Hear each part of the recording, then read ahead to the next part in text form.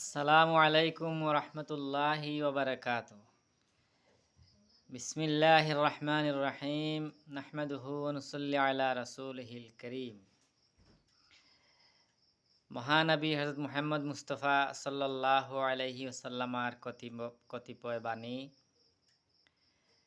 হুজুর সাল্লাল্লাহু আলাইহি ওয়াসাল্লামা ফরমাইয়াছেন, বিধিমতো যদি তোমরা মহান রব্বুল আলামিন মহাপ্রতিপালক আল্লাহ পাকের প্রতি ভরসা করো, তবে মহান স্রষ্টা তোমাদিগকে এমন রুজি দান করিবেন যেমন তিনি পাখিদিগকে রুজি দান করেন। উহারা প্রাতঃকালে, ভোরে, সকালে খালি পেটে বাহির হয় এবং সন্ধ্যাবেলা ভরা পেটে বাসায় ফিরিয়া আসে।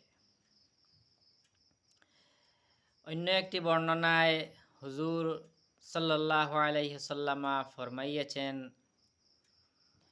আল্লাহ তাআলা দানশীল এবং লাজুকও বটে।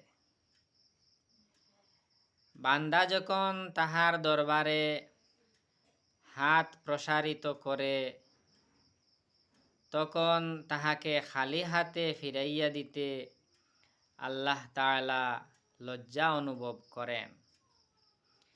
অন্যত্র বর্ণিত আছে, দোয়া দ্বারা মানুষের অদৃষ্ট লিপি অর্থাৎ তকদির পরিবর্তিত হয়। নেকির ফলে আয়ু বৃদ্ধি হয় এবং গুনাহের ফলে রুজি হইতে বঞ্চিত হয়। নবী করিম সাল্লাল্লাহু আলাইহি ওয়াসাল্লামা বলেছেন, যে ব্যক্তি অল্প রুজিতে সন্তুষ্ট হয়, আল্লাহ তাআলা ও তাহার অল্প আমলে সন্তুষ্টি লাভ করেন। অন্য একটি বর্ণনায় আছে, রসুল পুরনূর সাল্লাল্লাহু আলাইহি ওয়াসাল্লামা ফরমাইয়াছেন, সর্বাধিক বিপদ নাজিল হইয়া থাকে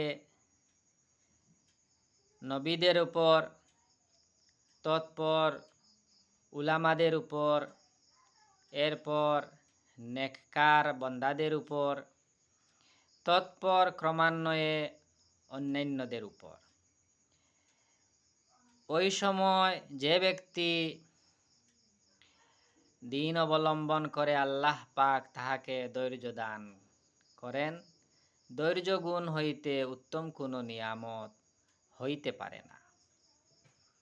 আল্লাহ পাক আমাদেরকে আমল করার তৌফিক দান করুন। আমিন। ওয়া আখিরু দাওয়ানা আনিল হামদুলিল্লাহি রাব্বিল আলামিন। আসসালামু আলাইকুম ওয়া রাহমাতুল্লাহি ওয়া বারাকাতুহু।